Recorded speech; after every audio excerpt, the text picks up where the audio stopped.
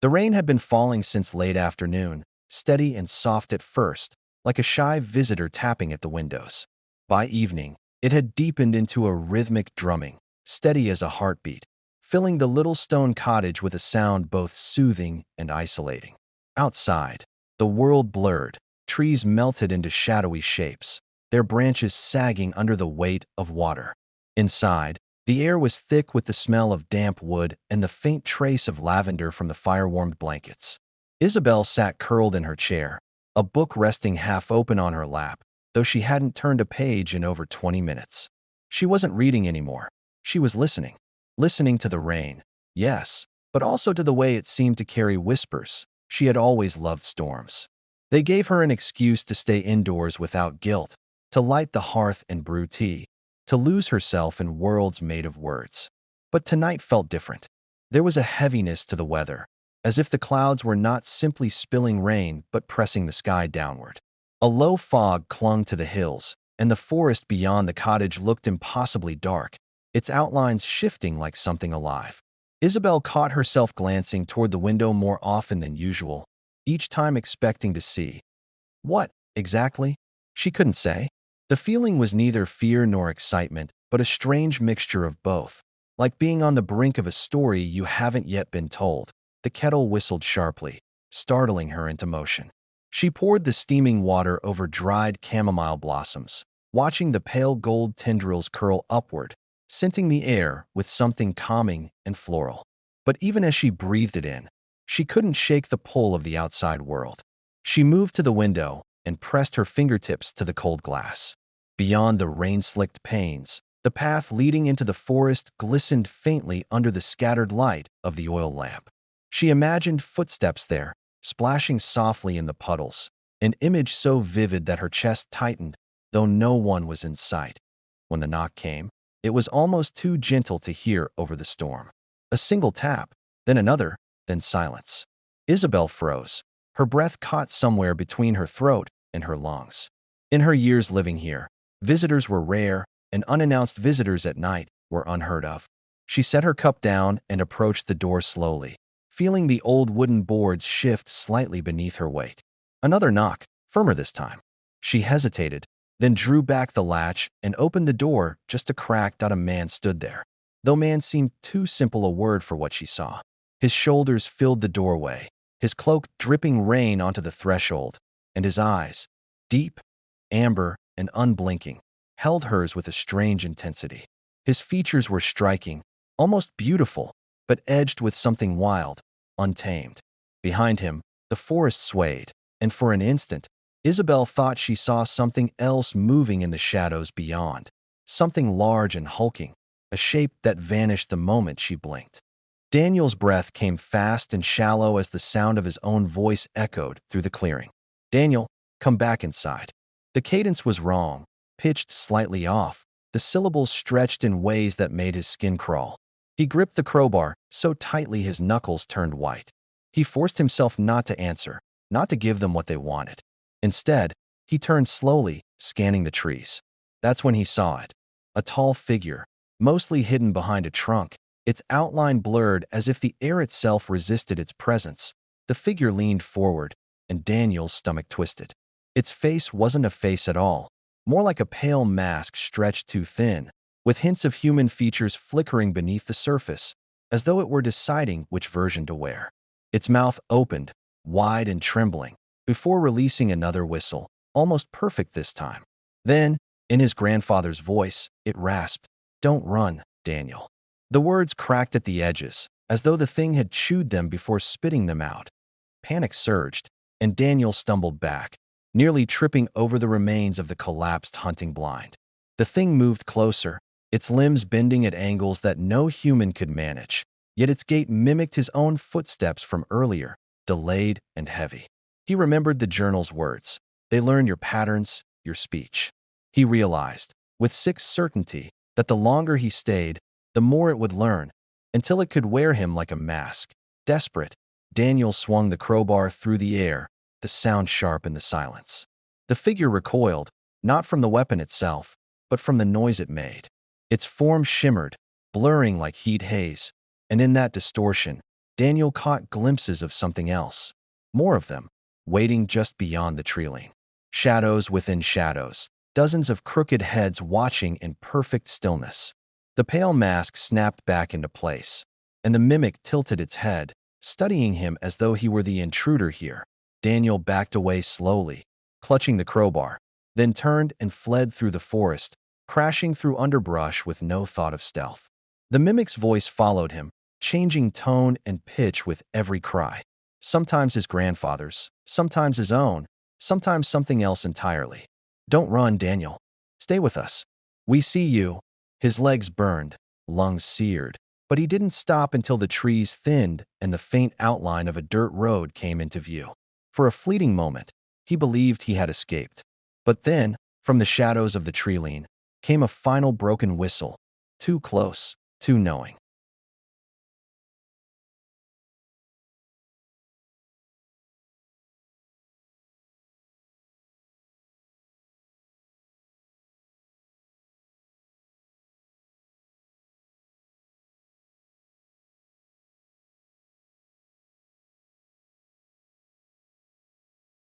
The knocks stopped as suddenly as they had begun.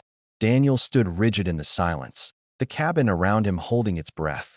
The storm was still there, a constant roar against the roof and windows, but beneath it, beneath everything, there was something heavier.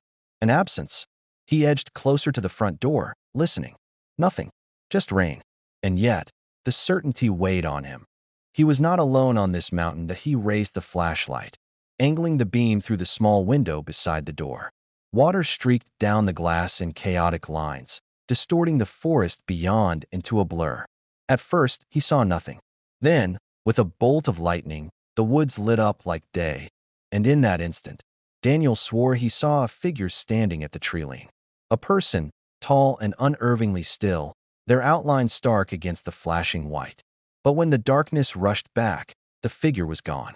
He stumbled backward, nearly tripping over the rug, his chest tightening. He knew he had to do something, anything, to steady himself. He grabbed his phone and flicked on the voice recorder. "It's just the storm," he muttered into the mic, pacing the floor. "I'm jumpy, that's all. Cabin's old. Woods are creepy. That's it." The sound of his own voice was oddly comforting, anchoring him in the present. But when he played the recording back, he realized something was wrong. His voice was there, yes, but layered underneath was another sound. A faint whisper, low, indistinct, like someone repeating his words back to him in a hushed mimicry. Panic surged, and he slammed the phone down onto the table. The lamp flickered as though reacting to his fear, shadows twisting unnaturally across the walls. He swore he saw one shadow lagging behind the rest, moving a half-second out of sync, like it didn't quite belong to the objects casting it. Daniel stumbled backward, forcing himself to look away, his hands gripping the edge of the couch until his knuckles went white. The storm, the cabin, the shadows, it all pressed in, suffocating him. Then, from outside, came the sound of footsteps. Not hurried, not frantic, just a slow, deliberate crunching of wet earth, circling the cabin. Step by step, Daniel killed the lamp, plunging the room into darkness. His flashlight beam trembled as he raised it, aiming toward the nearest window. Rain streaked down the glass, the forest beyond a blur. The footsteps stopped, and then, so faint it could have been the storm itself, Daniel heard it. A voice, carried on the wind, whispering from just outside the wall. It wasn't a word he recognized, but it was his name.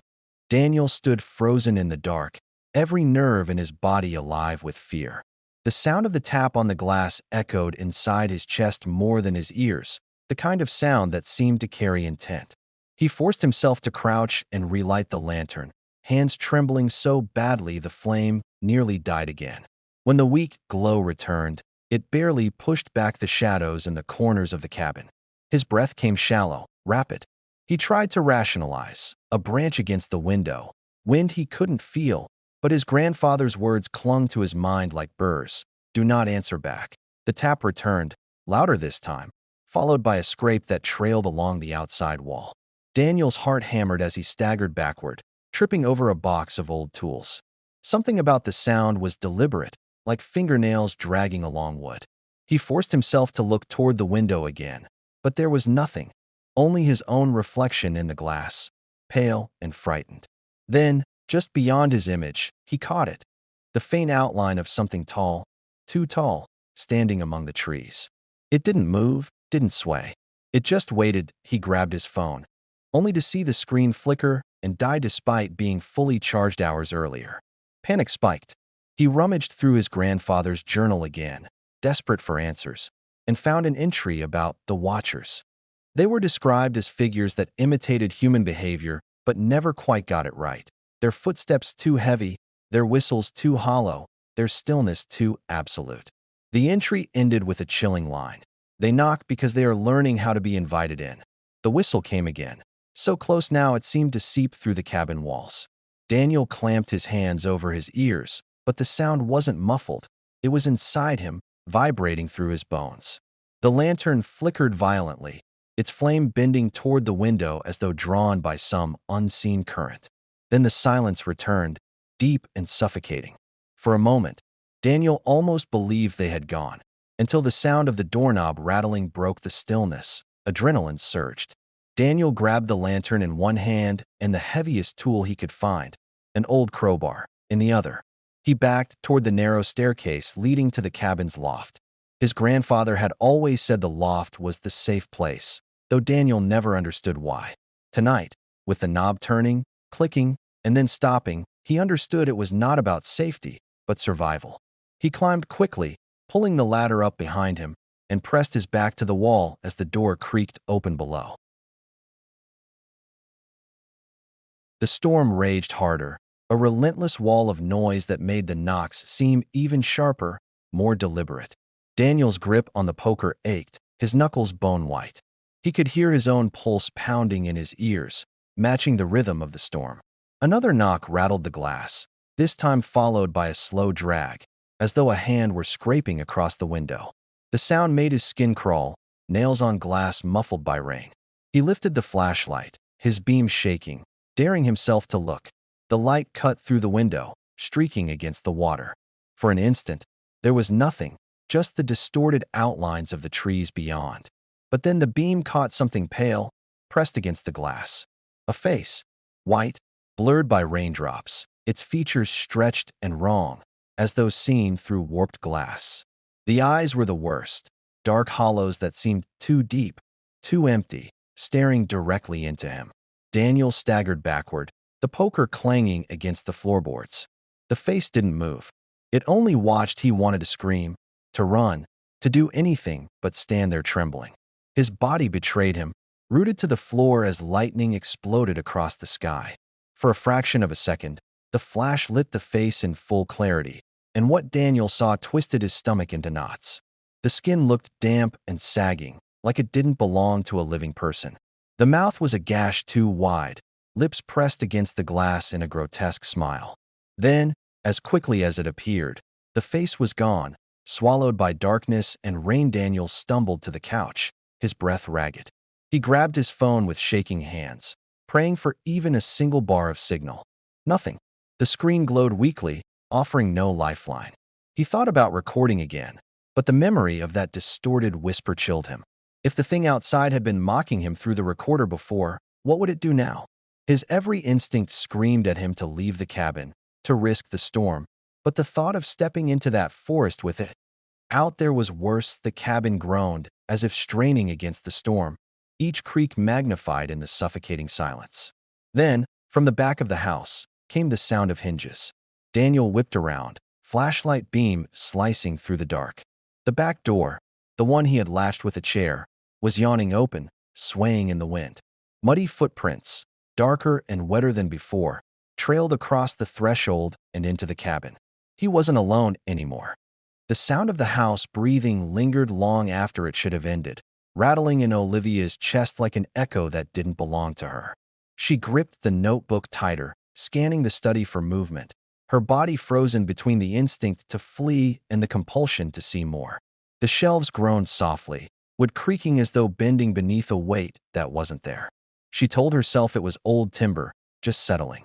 But the exhale came again, unmistakable this time, deeper, louder, and the dust along the floorboards rippled outward in slow waves, As though stirred by lungs the size of the house itself, a sharp crack split the silence. One of the books flew from the shelf, landing open on the floor. Olivia jumped, her pulse surging into her throat. She stared at the fallen book, its pages splayed wide, and realized it hadn't fallen at all. The shelves had been still, unmoving, until the book hurled itself outward as though it had been thrown. Her legs threatened to give out, but she forced herself to kneel, eyes locked on the ink-scrawled words smeared across the yellowed page. The handwriting matched the notebook she clutched.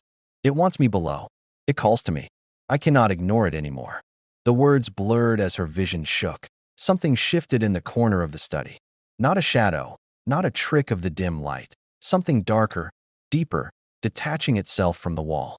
Olivia staggered back, her heel striking the desk with a dull thud. The shape was vaguely human, tall, thin, its edges dissolving into tendrils of smoke that writhed and curled. For one agonizing moment, she thought it would advance toward her. But instead, it sank downward, dissolving into the floorboards with a sound like a sigh. The wood shuddered beneath the spot it vanished, the dust spiraling down as if pulled into hidden cracks. Olivia's mind screamed basement. Her breath came in ragged bursts now.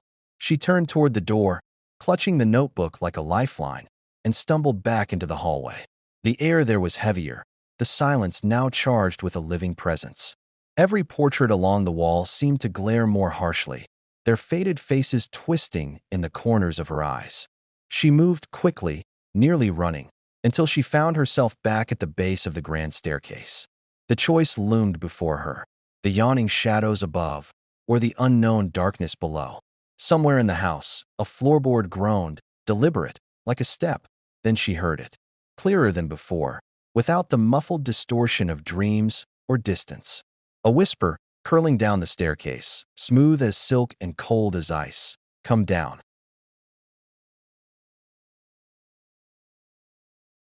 The hiss of his name lingered in the air like smoke, curling around Daniel's spine. His hand slipped on the doorknob, fumbling for the lock. Behind him, the dragging sound had turned into something sharper, claws, nails, whatever they were, scraping faster against the floorboards. He wrenched the door open just as a crash thundered from the hallway. Something heavy slammed into the wall, shaking the entire cabin, rattling the windows in their frames. Daniel threw himself out into the storm, the poker clutched tight, rain hitting his face like cold needles. The forest roared with life, the storm amplifying every sound. Wind tore through the trees, branches whipping violently, shadows jerking in all directions. But through it all, he heard it, the wet, dragging cadence of pursuit, spilling out of the cabin and onto the porch. He didn't dare look back. He bolted across the clearing, mud sucking at his boots, lightning flashing above to light his path. Each step felt like running in water, his body heavy with fear. He didn't know where he was going, only that anywhere was safer than the cabin. The woods closed in around him, the narrow mountain path slick with rain. He slipped once, catching himself against a trunk, the bark scraping his palms raw. Behind him, something moved unnaturally fast. It wasn't just running, it was crawling, dragging, sliding through the mud in ways no human body should. Each crash of thunder revealed glimpses, a pale blur weaving between the trees, closer each time he looked. He forced himself forward, lungs burning, heart slamming against his ribs like a drum. Daniel spotted the faint outline of an old shed through the sheets of rain. Desperation drove him toward it, slipping and stumbling as he shoved his way inside. The door groaned as he slammed it shut, plunging the shed into suffocating dark. His flashlight barely worked now, the beam sputtering as water dripped from its casing. Rusted tools hung from the walls, their shapes monstrous in the weak glow. He pressed his back against the door, breathing ragged, praying the storm would drown out the sound of his pursuer. But the silence that followed was worse than the chase for a moment. Daniel almost convinced himself he had lost it. The shed was small, damp, and reeked of mildew, but it was shelter. Then, softly, a knock came from the outside wall. Not the door, the wall. 3 precise taps, followed by silence. He clutched the poker tighter, heart hammering. Another knock echoed from the opposite side. Then another, from the roof above him. The thing wasn't circling anymore. It was surrounding him. Daniel realized, with gut-sinking certainty that the shed was no refuge, it was a trap. The shed was suffocatingly small, every creak of the rain-soaked wood amplified by the silence pressing in. Daniel pressed his back against the door, every muscle taut, poker raised like a lifeline. The knocking had stopped, but that was worse. It meant the thing outside was waiting, listening. His flashlight sputtered in and out, throwing broken fragments of light across the walls. In those stuttering beams, Daniel noticed something he hadn't before. The tools weren't just rusted, they were stained. Dark streaks smeared along the wooden handles, as though they'd been used for more than chopping wood. He tried not to look, tried to keep his focus on the door, but the shed pulled his eyes deeper. Along the back wall, beneath the hanging tools, something jutted from the dirt floor. A bone. At first, Daniel told himself it was animal, but the more he stared, the less convincing that lie became. His stomach knotted as the weak beam of the flashlight revealed more shapes beneath the packed soil, half buried, half rotted. Fingers. A jawbone. A collapsed rib cage slick with damp earth. His grip on the poker faltered as the truth clawed into him. This shed wasn't just old. It was a grave. His breath grew ragged, fogging in the damp air. The pounding of his heart drowned out the storm until another sound broke through, scratching. It came from beneath him this time, under the floorboards. Something shifting in the earth. Daniel staggered back, kicking up dirt, the beam of his flashlight flaring wildly. He saw movement in the soil, like worms writhing, only thicker, heavier. Then, slowly, the skeletal hand nearest him twitched, its dirt-caked fingers curling inward as though grasping for him. Daniel nearly dropped the light. Panic overtook him, and he lunged for the door, shoving his shoulder into it. The wood resisted, heavy and slick with rain pressing it closed from outside. He pushed harder, grunting, his arms straining, the poker clattering against the floor. Outside, lightning flashed again, and he swore he saw a pale figure crouched low just beyond the shed, waiting for him to come out.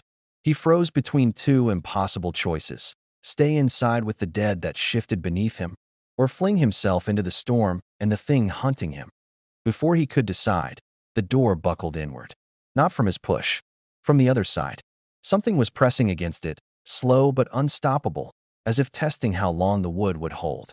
Mud and rain trickled through the widening gap, the storm's howl mixing with the wet rasp of something breathing just beyond. The floor beneath Daniel vibrated with movement now, the bones shifting, the soil churning. He realized, with sickening dread, that the shed wasn't just a grave. It was where the thing outside had been feeding. And now it wanted him inside with the rest. The door buckled again, harder this time, the wood groaning under the strain. Daniel's survival instincts screamed louder than the storm outside. He shoved himself away from the shifting dirt floor, yanked up the poker, and rammed it against the door latch. With a final, desperate push, the door burst outward into the downpour. Cold rain slapped his face as he stumbled into the night, lightning illuminating the forest in a violent strobe. Behind him, the shed seemed to breathe, its roof sagging, its walls trembling as though something inside was trying to crawl free. Daniel sprinted down the narrow path, mud sucking at his boots, branches tearing at his clothes. The forest felt alive, every trunk leaning closer, every shadow reaching for him. The storm was deafening, but even through the thunder, he heard it, the dragging pursuit. Not just one thing anymore. Multiple. The soil shifted dead from the shed were following, their steps uneven but relentless. Each flash of lightning revealed warped silhouettes weaving through the trees, some crawling, others lurching upright, all moving with one purpose: toward him. His lungs burned, his legs heavy, but he couldn't stop. He clutched the poker like it was the last thread, keeping him tethered to life. The trail split suddenly, one path sloping downhill, the other curving deeper into the forest. He hesitated for a fraction of a second, and in that moment, the storm gave him a glimpse. At the bottom of the slope, through the downpour, he saw faint lights. Warm, golden, human. A house. Civilization. Hope. He barreled downhill without thinking, skidding in the mud, sliding through branches that whipped his face raw, but as he stumbled closer, his hope curdled into dread. The house was real, yes, an old farmhouse squatting in a clearing, its windows glowing faintly. But the light inside wasn't steady. It flickered, too rhythmic, like the lamp in the cabin had earlier. Worse still, the front porch was lined with muddy footprints. Dozens of them. Some fresh, some old, all leading in and out. His heart seized as he realized the shed wasn't the only grave. The woods had many. And this house, this beacon of safety, wasn't safe at all. The dragging sounds grew closer, echoing down the hill behind him. Daniel staggered toward the farmhouse, torn between the terror at his back and the suffocating dread ahead. He reached the porch, his boots slamming against soaked wood. The front door loomed before him, unlocked, slightly ajar, rain dripping onto the floor inside. He hesitated for a breath, the storm roaring, the dead closing in. Then a voice floated out from the darkness of the farmhouse, low, calm, familiar. His own voice. It whispered his name. Daniel stood on the farmhouse porch, rain running in sheets down his face, breath tearing from his lungs. Behind him, the forest writhed with movement, shadows weaving between trees, dragging steps growing louder, closer. In front of him, the farmhouse door yawned open, spilling faint, flickering light across the wet boards. His own voice whispered his name again, calm and deliberate, from somewhere deep inside. With nowhere else to run, he pushed the door open and stepped into the dark. The air inside was thick with damp earth and rot. The flickering light came from oil lamps scattered across the room, their flames sputtering in unnatural rhythm. Muddy footprints covered the warped wooden floor, circling, overlapping, countless comings and goings. But the house wasn't empty. In the corner, hunched figures crouched low, their wet, sagging skin gleaming in the lamplight. Some turned their hollow eyes toward him, unblinking. Others swayed slowly, whispering in voices that weren't their own. Daniel froze as one of them leaned forward, and in a perfect imitation of his voice, whispered again, "Daniel." His stomach lurched. These things weren't just hunting, they were mimicking. The whispers on his recordings, the voice at the window, even the one outside the shed. They weren't calling his name. They were repeating it back, learning him, rehearsing him. The realization struck with a cold finality. Whatever they were, they fed not just on flesh, but on identity itself. His poker trembled in his grip as the nearest figure began to rise, its movements jerky and wrong, its mouth stretching too wide, too human, as it whispered his name again. Closer this time, like a promise. The floor behind him shuddered as the dead from the shed reached the farmhouse, dragging themselves across the porch. He was surrounded, trapped. Something inside him snapped.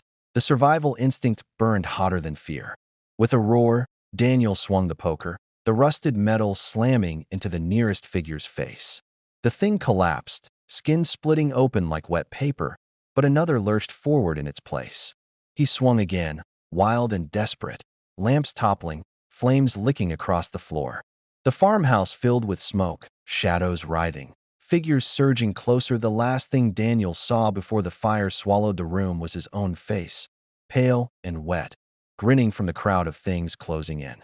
The whispers rose together in a chorus, his name, his voice, repeated endlessly, until the flames consumed them all.